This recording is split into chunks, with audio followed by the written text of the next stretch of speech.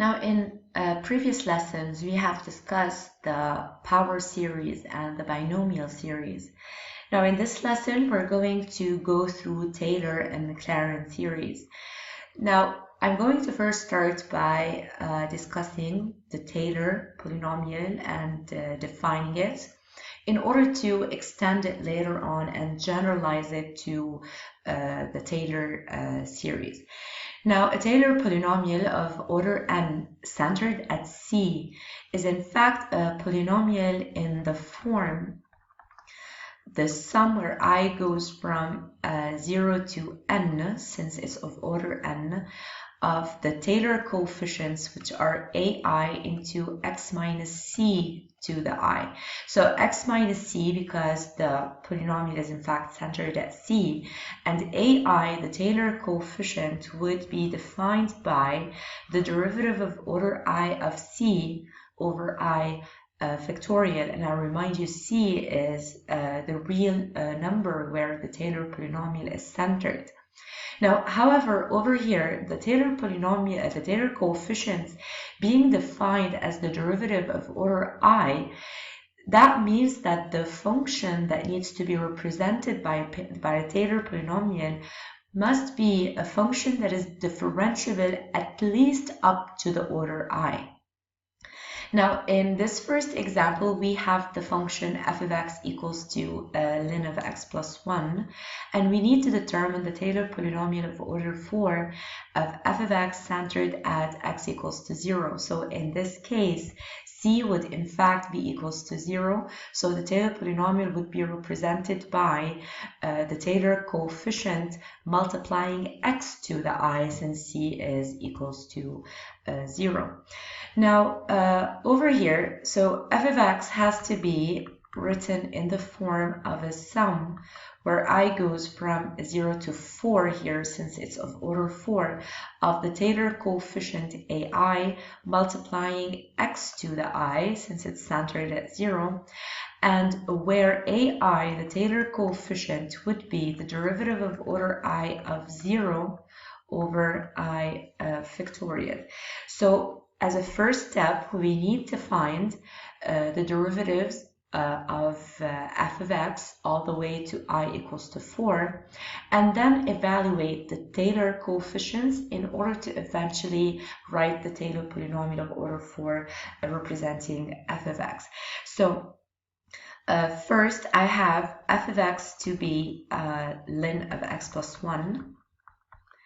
Then f prime, the first derivative would be 1 over x plus 1, since over here f of x is in the form ln u, so the derivative is 1 over u times u prime. So the derivative of ln u would be 1 over u times u prime, and over here u prime is 1, since u is x plus 1. And then the second derivative is 1 over x plus 1, that is in the form of 1 over u, where the derivative of 1 over u is negative 1 over u squared times u prime. Again, over here u is x plus 1, u being equals to x plus 1, then in all cases u prime is equals to 1. So that is negative 1 over x plus 1 all squared.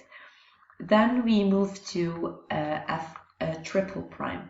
Now, regarding the triple derivative, or the derivative of order 3 of f, now if you look at the second derivative, in order to differentiate it, the second derivative is in the form 1 over u to the n, and the derivative of 1 over u to the n is in fact a negative n over x, or over here I'm using u, so it's u to the n plus 1, and of course times u prime. So over here the exponent, or the power of u, is 2, so that would be negative 2 times negative 1, which is a 2, over x plus 1 all cubed times u prime, which is 1. And finally, the derivative of order 4 of x would be 2 times negative 3, which is negative 6, over x plus 1 to the 4. Okay, perfect. Now we need to determine the Taylor coefficients. So we need to determine the Taylor coefficients, which are determined by considering the derivative of order I at 0 divided by I factorial. Now for I equals to 0, I remind you that the derivative of order 0 is in fact the function itself. So over here, the derivative of order 0 would in fact be f of x. So a0 would actually be f of 0 over 0 factorial. And f of 0 here is ln 1, which is 0, and 0 factorial is 1, so a0 is 0. Then a1, which is f prime of 0 over 1 factorial. So over here n is 1, so that's the derivative of order 1 at 0 divided by 1 factorial. So f prime of x at x equals to 0 is 1, and 1 factorial is 1, which leaves me with a1 equals to 1. And a2 would be the second derivative at 0 over 2 factorial. Now the second derivative is negative 1, and 2 factorial is 2. Now a3 is the third derivative at 0 over 3 factorial. Now the third derivative at 0 is in fact a 2 for x equals to 0, and 3 factorial is 6, so that is a 2 over 6, which is a 1/3 in simplest form. And finally, the last coefficient, which is the derivative of order 4 at 0 over 4 factorial. Now the derivative of order 4 is this expression at x equals to 0 would give me a negative 6. So that would be a negative 6 over, and 4 factorial is 24, so that is a negative 1 over 4. So now that I have all the Taylor polynomial, all the Taylor coefficients I need, I could write the Taylor polynomial of order 4 centered at 0. So eventually that would leave me with f of x equals to the first coefficient a0 times x to the 0, which is 1. X to 0 is 1 times a0, which is 0 in this case, so that would leave me with 0 as a constant. Then a1 times x to the 1, so it's 1 times x to the 1, which is x. Then it's a negative half times x squared, a2 times x squared, then a3 times x cubed, so that is a plus 1/3 x cubed, and finally negative 1 over 4 x to the 4. So that is the Taylor polynomial centered at 0 of order 4, representing ln of x plus 1. Now in this second example, we have f of x to be equals to sine x. Now again, I need to determine the Taylor polynomial of order 4 representing f of x, but over here it is centered at pi over 2. So f of x would actually have to be the sum of the terms where I goes from 0 to 4 of ai, the Taylor coefficients, times x minus pi over 4 to the I, where the Taylor coefficients would be the derivative of order I at pi over 4 here divided by I factorial, since the Taylor polynomial is centered at pi over 4. So eventually we need to first start again by finding the derivatives all the way to the derivative of order 4. So f of x is sine x. That is our function, and which is represented by the derivative of order 0. And f prime of x would be cosine x. The derivative of sine is cosine. The second derivative, now the derivative of cosine is negative sine. Then we have the third derivative, which is negative times the derivative of sine, which is cosine, and the derivative of order 4 of x, which is negative into cosine, the derivative of cosine, and the derivative of cosine is negative sine, which two negatives give me a positive, so that is sine x. Now I need to determine the Taylor coefficients. Now a0 is in fact f of 0 over 0 factorial, which is sine of 0, which is 0. And then a1 would be f prime of 0. I'm sorry, now they're centered at pi over 4, not 0. Okay, so I'm going to erase these and then go back to evaluating this at pi over 4. So that's 1 factorial. Okay, so f of pi over 4. Now sine of pi over 4 is square root 2 over 2, and 1 factorial is 1, which leaves me with a0 equals to square root 2 over 2. Now a1, that is the first derivative at pi over 4 over 1 factorial. So cosine of pi over 4, that is square root 2 over 2, and again 1 factorial is 1, so that leaves me with square root 2 over 2. Then a2 is the second derivative of pi over 4 divided by 2 factorial. So over here, this is negative square root 2 over 2 divided by 2 factorial, which is a 2. That leaves me with negative square root 2 over 4 in simplest form. Then a3 would be the derivative of order 3 at pi over 4 over 3 factorial. So over here, that is negative square root 2 over 2, the third derivative being negative cosine, divided by 6, so that negative square root 2 over 12. And finally, the last coefficient, a4, which is the derivative of order 4 of pi over 4 over 4 factorial, which is now the derivative of order 4, we're back to sine x, so that is square root 2 over 2. So that is square root 2 over 2 divided by 24, 4 factorial, which is 24. So that would leave me with square root 2 over 48. Now that I have the Taylor coefficients, now I can write the Taylor polynomial of order 4. So it's starting from I equals to 0 all the way to I equals to 4. So then the Taylor polynomial representing f of x would actually be f of x equals 2. Now a0, which is square root 2 over 2, times x minus pi over 4 to the 0, which naturally is 1. Okay, then plus the second coefficient, square root 2 over 2 times x minus pi over 4 minus square root 2 over 4, my third coefficient, times x minus pi over 4 squared. Now minus square root 2 over 12 times x minus pi over 4 cubed. And finally, the last one, square root 2 over 48 times x minus pi over 4 to the 4. So that is the Taylor polynomial of order 4, representing f of x and centered at x equals to pi over 4.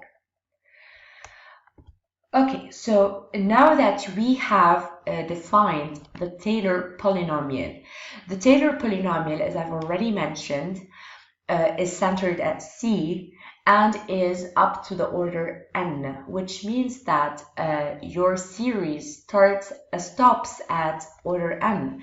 However, the Taylor series would in fact be a Taylor polynomial of infinite order.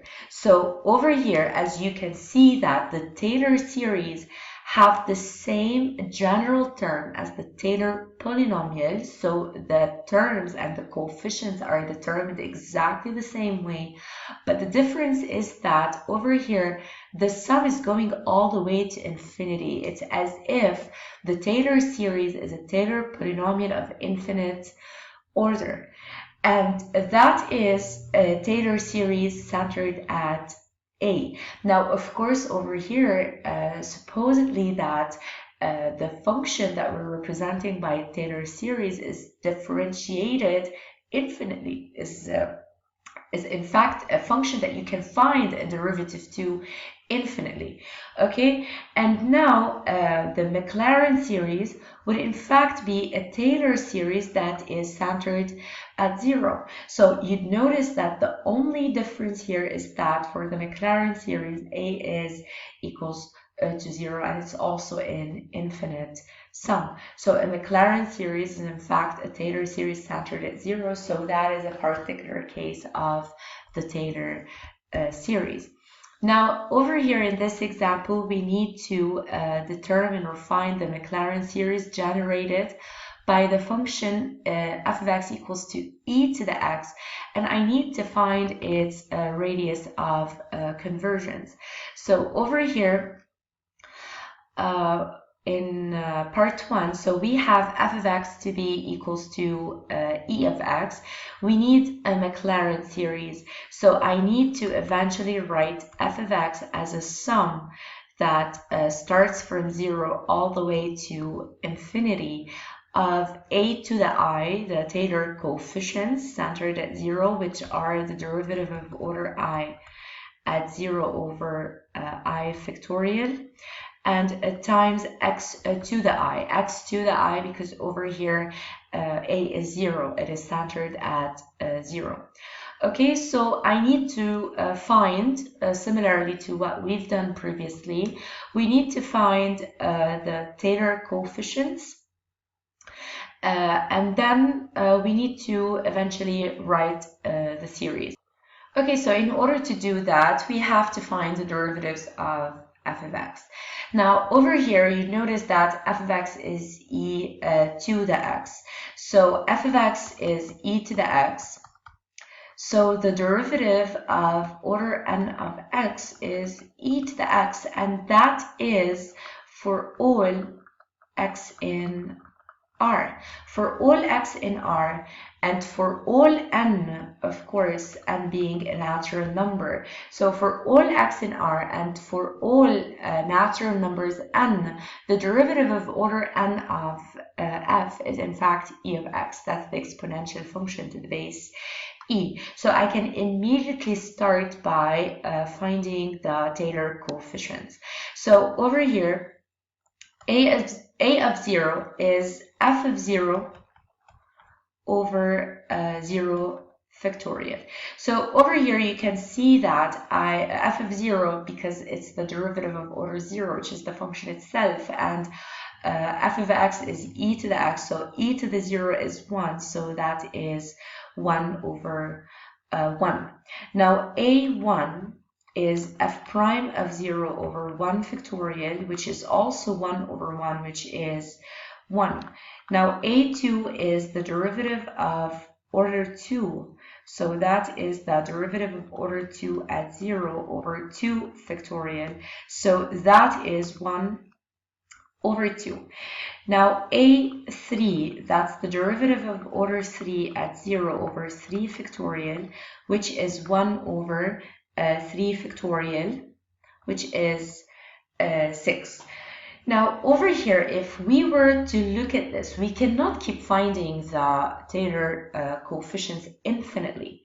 Unlike the previous example, in the previous example, we had a Taylor polynomial with a finite order.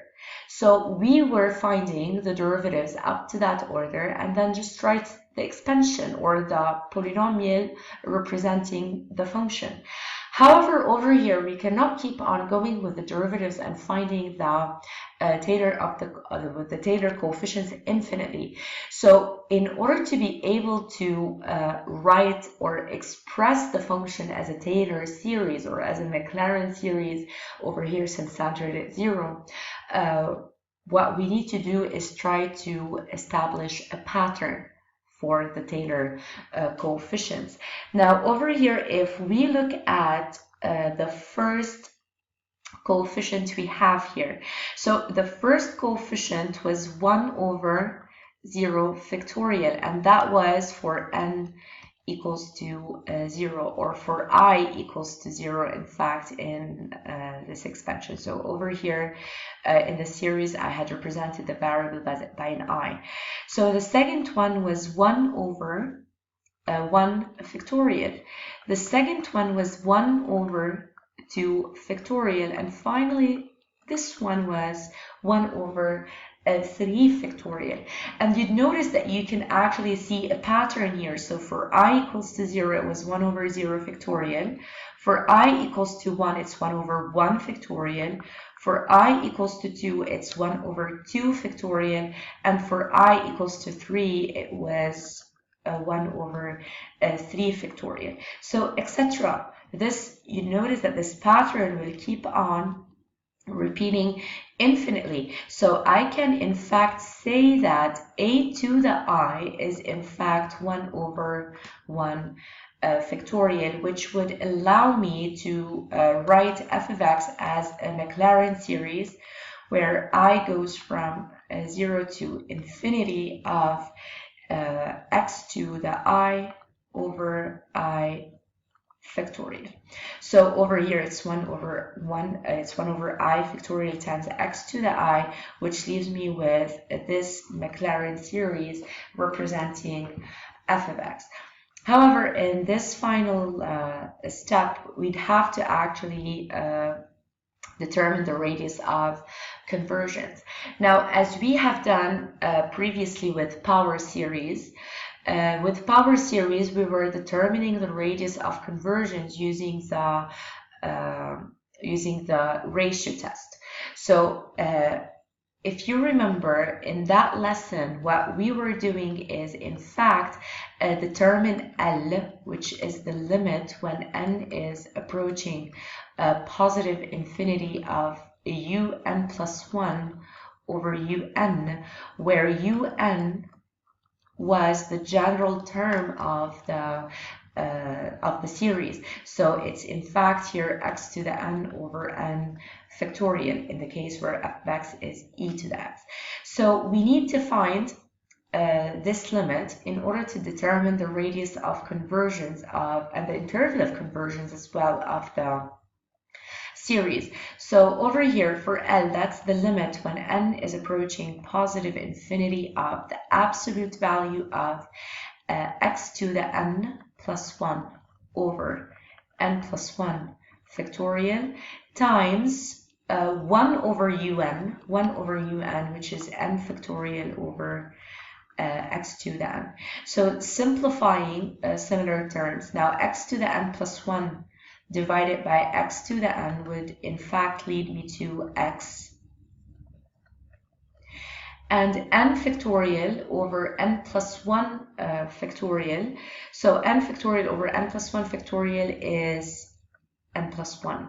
Since over here n plus 1 factorial is in fact n times it's n plus 1 times n factorial.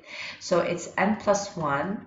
So it's that term multiplied by the factorial of all the previous terms. So n factorial over n plus 1 factorial would leave me with n plus 1 at the denominator. Now note here that the variable of the limit is n.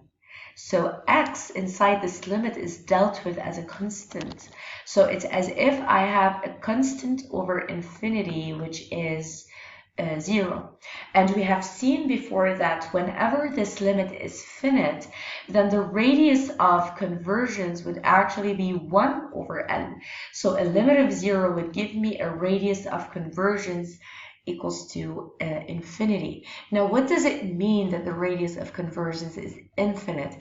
It means that f of x is well represented by this, or well approximated by this McLaren series for all x in R. So the radius of convergence being infinite, so f of x is approximated by this series xi over I factorial for all x in R. So over here the interval of convergence is all R.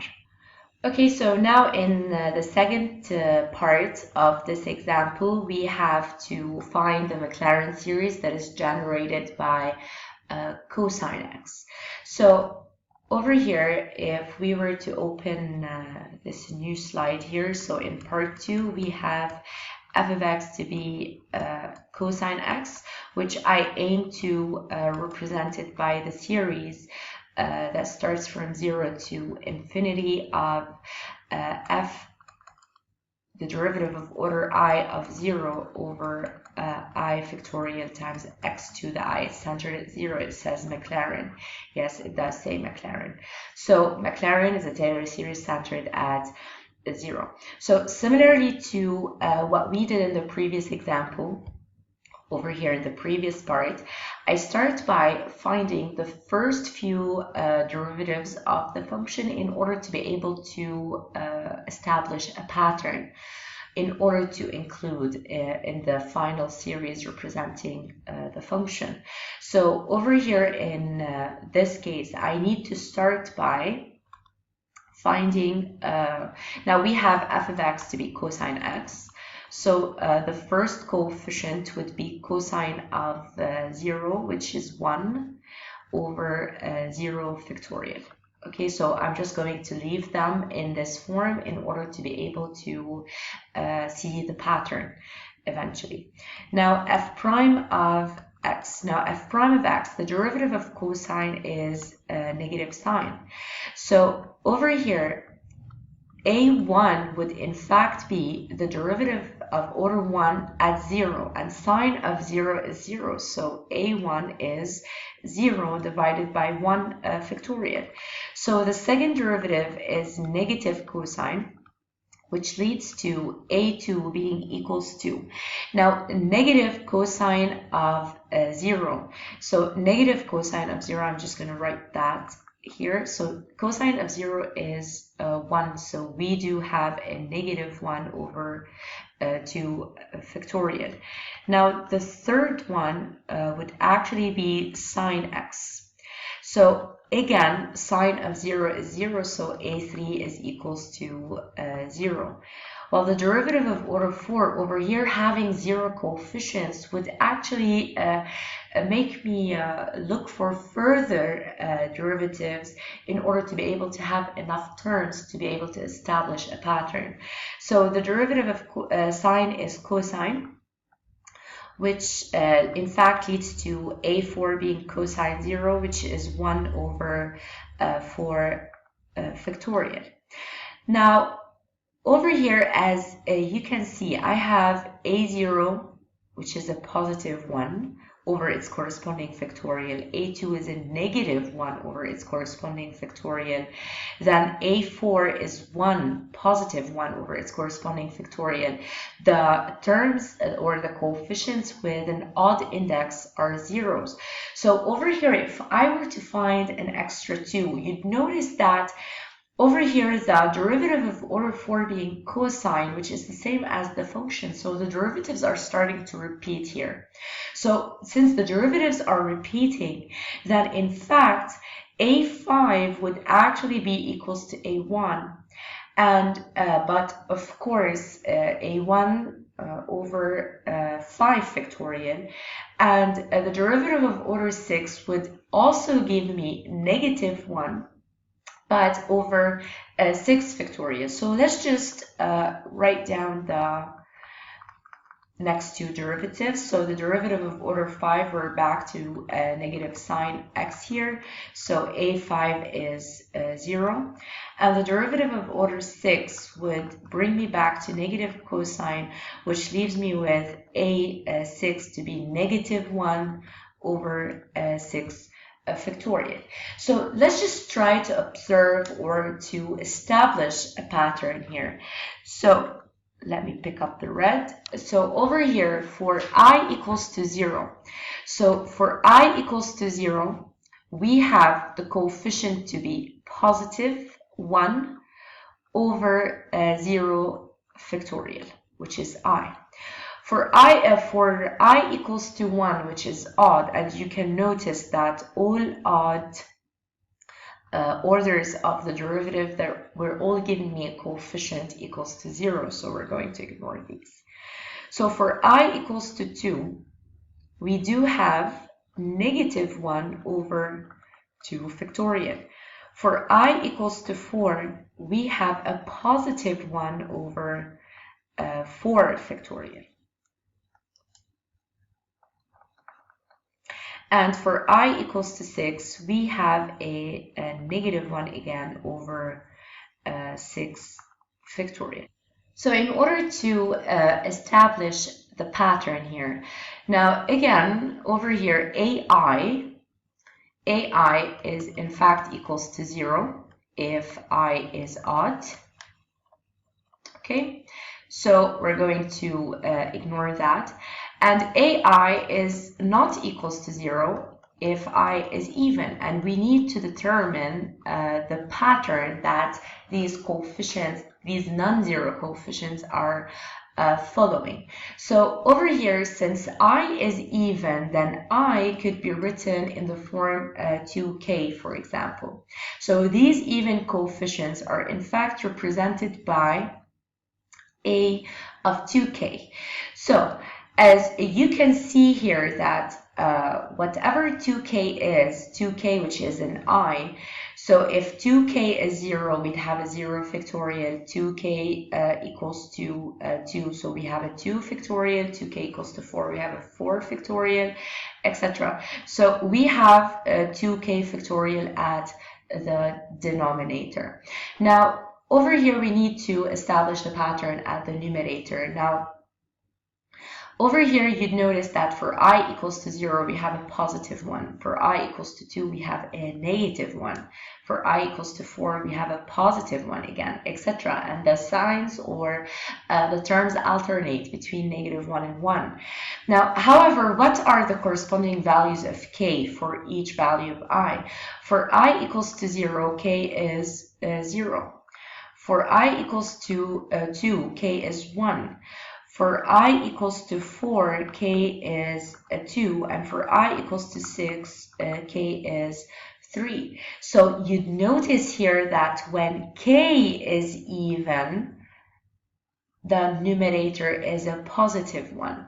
While when k is odd, for example, here k is 1, we have a negative 1. K is 3, we have a negative 1. So when k is odd, the numerator is a negative 1. So over here, that would in fact be negative 1 to the k. When we're starting with k equals to 0 to obtain a 0, that would in fact give me 1 over 0 factorial. When we have I equals to 2, which is for k equals to 1, you'd in fact have negative 1 over 2 factorial. So for k equals to 2, we'd have a4, which is positive 1 over 2 factorial. So this is the general term representing the terms in the series, or the coefficients of the terms in the series. So the Maclaurin series representing f of x would actually be the sum. You could keep the I here. You could bring back the I. It's a parameter. It's a variable. It doesn't matter. You could just name it anything. It would be I equals to 0 to the infinity of negative 1 to the I over 2i factorial times x to the I. So this is in fact the Maclaurin series representing cosine of x.